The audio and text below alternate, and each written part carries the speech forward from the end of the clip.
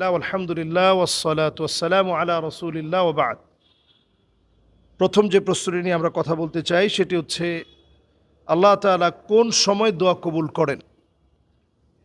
সুবহানাল্লাহ, দোয়া কবুলের অনন্য সময় হচ্ছে সিজদা অবনত হয়ে দোয়া করা। হাদিসের মধ্যে আসছে আকরাবু মা ইয়াকুনুল আবদ মির রাব্বিহি ওয়া হুয়া সাজিদুন ফাআকসিরুদ দুআ। যখন মানুষ সিজদা অবনত হয় ওই সময়ের দোয়া আল্লাহ তাআলা কবুল করেন। এখন সিজদায় বাংলায় দোয়া করা যাবে কিনা? ফরজ নামাজে আপনি সিজদায় বাংলায় দোয়া করতে পারবেন না। নফল যে নামাজ আছে তাতাওয়ান, যে নামাজগুলো আমরা নফল হিসাবে পড়ে থাকি, এমন নামাজের মধ্যে বাংলায় মনে মনে আপনি দোয়া করেন যে আল্লাহ আমার এটা লাগবে সেটা লাগবে, অনেকক্ষণ লম্বা সিজদা দেন, সে সিজদার মধ্যে পড়ে আপনি আল্লাহর কাছে দোয়া করতে থাকেন। আকরাবু মা ইয়াকুনুল আবদ মির রাব্বিহি ওয়া হুয়া সাজিদুন ফাআকসিরুদ দুআ, অধিক পরিমাণে সিজদা অবনত হয়ে দোয়া করেন। ওয়াসজুদ ওয়াক্তারিব, সিজদায় বান্দা সবচেয়ে বেশি আল্লাহর নৈকট্য অর্জন করতে পারে। এই জন্য সিজদা অবনত হয়ে দোয়া করা দোয়া কবুলের অনন্য একটা সময়। বৃষ্টি চলাকালীন সময়ে দোয়া করা দোয়া কবুল হওয়ার অনন্য সময়। যে কোনো বিপদে পড়ে গেছেন, ইদা হাদাবাহু আমর ফাসাল্লা, নবীজি বিপদ মুহূর্তে নামাজ পড়তেন, নামাজ পড়ে আল্লাহর কাছে দোয়া করতেন। এজন্য আমরা বিপদে পড়লে নামাজরত হয়ে আল্লাহর কাছে আমরা কাঁদো কাঁদো কণ্ঠে সালাত আদায় করে আমরা দোয়া করব। এরপর 4 নম্বরে, যখনই আপনি যে কোনো সময় মনে করবেন দোয়া করতে চান, আপনি ভালো কোনো একটা সওয়াবের কাজ করুন, ভালো একটা নেকির কাজ করুন।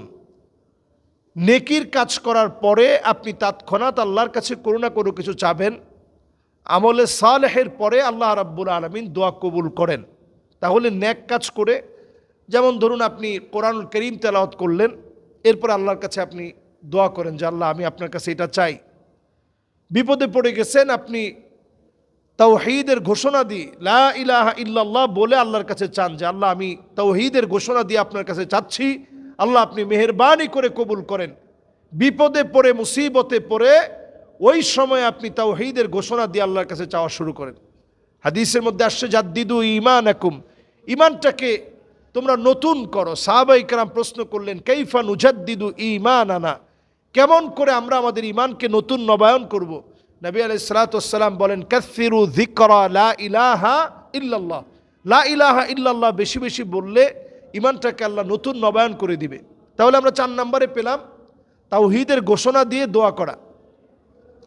5 নম্বরে, যখনই আপনি দোয়া করতে মনে চাবে আপনার কাছে, আপনি দোয়া করতে যখনই আপনার মন বলবে যে এই মুহূর্তে আমার দোয়া করা উচিত, ঠিক তার আগে আপনি পারত পক্ষে আর কিছু যদি নাও পারেন, আপনি কয়েকবার ইস্তিগফার পড়েন, আস্তাগফিরুল্লাহ আস্তাগফিরুল্লাহ আস্তাগফিরুল্লাহ পড়ে আল্লাহর কাছে আপনি তখন দোয়ার জন্য আপনি হাত উঠান অথবা মনে মনে দোয়া করেন। এগুলো মেনটেন করে যখন আমরা দোয়া করব, আল্লাহ তাআলা দোয়া কবুল করবে। 6 নম্বরে, কারোর জন্য আপনি কোনো কিছু করলে মন থেকে করার চেষ্টা করবেন। দোয়া কিন্তু চাইতে হয় না যে ভাই আপনি আমার জন্য দোয়া করেন, এটা বলতে হয় না। দোয়াটা অটোমেটিক্যালি আপনি যখন বান্দার জন্য ভালো কিছু করলেন, অটোমেটিক্যালি সে আপনার জন্য দোয়া করবে, সে দোয়া আল্লাহ তাআলা কবুল করবে। এই জন্য মানুষের কল্যাণে কাজ করেন। এবং আরেকটি বিষয় খুব খেয়াল রাখবেন, খবরদার বদদোয়া আপনি করবেন না। বদদোয়া আপনার দোয়ার পাওয়ার নষ্ট করে দেয়। আপনি প্রতিনিয়ত মানুষকে বদদোয়া করেন, আল্লাহ ঠিকই তোকে দেখে নেবে, তোর ভাগ্যে খারাপই আছে, আল্লাহ তোকে ছাড়বে না, এই জাতীয় কথা যখন আপনি বারবার বলবেন, তখন আল্লাহ রাব্বুল আলামিন স্বাভাবিকভাবে যেভাবে দোয়া কবুল হওয়ার কথা ছিল আপনার দোয়া কবুল হবে না, কারণ আপনি অনর্থক কথা বলেন।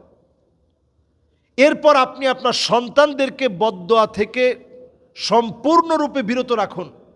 পিতামাতা হিসাবে আপনার বদদোয়া কাজে লেগে যেতে পারে। এজন্য সন্তানদেরকে সবসময় বদদোয়া করা, বৎসনা করা, তোর কল্যাণ হবে না, তোকে দিয়ে কোনো লাভ হবে না, তোকে দিয়ে কোনো কাজে আসবে না, এই সন্তানের দরকার কি, আল্লাহ এই সন্তান তুমি নিয়ে যাও, এই জাতীয় সকল কথা সন্তানের জন্য অমঙ্গলজনক এবং কবুল হয়ে গেলে পিতামাতার দোয়া হিসাবে কবুল হয়ে গেলে অনেক বড় ক্ষতি বয়ে আনবে। এজন্য মাআযাল্লাহ এই কাজগুলো ব্যতি রেখে আমরা সবসময় আল্লাহর কাছে শরণাপন্ন হব সালাতের মাধ্যমে, সবর করার মাধ্যমে। অবশ্যই আমাদের দোয়া কবুল হবে। আসসালামু আলাইকুম ওয়া রাহমাতুল্লাহি ওয়া বারাকাতুহু।